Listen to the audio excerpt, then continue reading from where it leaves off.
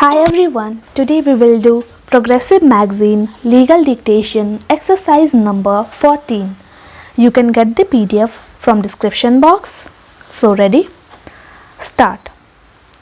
The court found that the aforesaid scheme being a voluntary scheme introduced by the Government of India has provided that if the dispute and demand is settled by the authority and pending proceedings were withdrawn by an importer, the balance demand against the importer shall be dropped and the importer shall be immune from the penal proceedings under any law.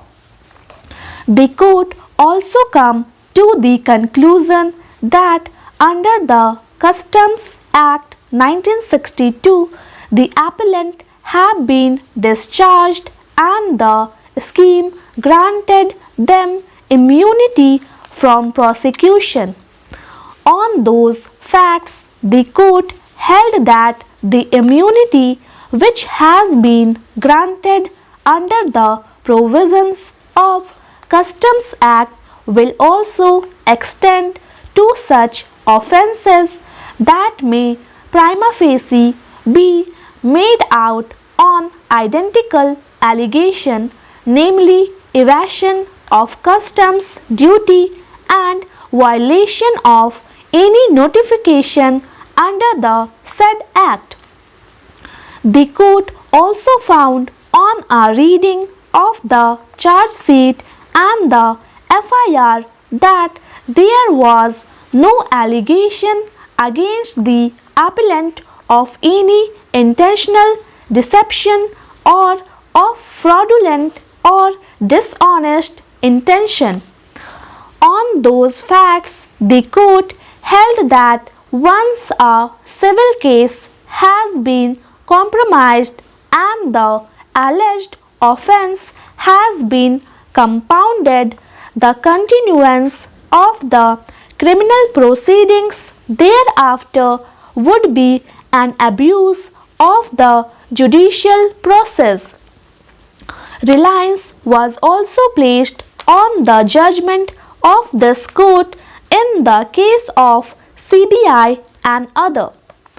In paragraphs 30 and 31 of the judgment, this court held that dispute between company and the bank have been set at rest on the basis of compromise arrived at between them. The court noted that bank does not have any claim against the company.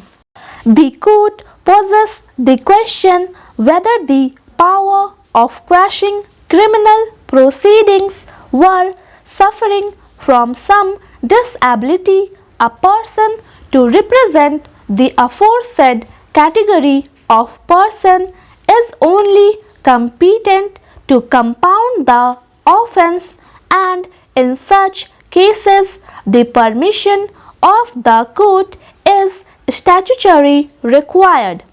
Section 324B also reiterates the same principle by providing that when a person who is otherwise competent to compound an offence is dead, his legal representatives as defined under the Code of Civil Procedure may, with the consent of the court, compound such offence.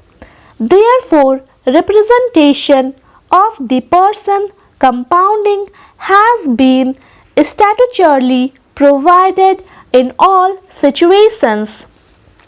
Relying on the aforesaid clause in section 147 of the NI Act, learned counsel for the appellant argued that a three-judge bench decision of this court in Damodar case held that in view of the clause in section 147 of NI Act, which is a special statute, the requirement of consent of the person compounding in section 320 of the code is not required in the case of compounding of an offence under NI Act.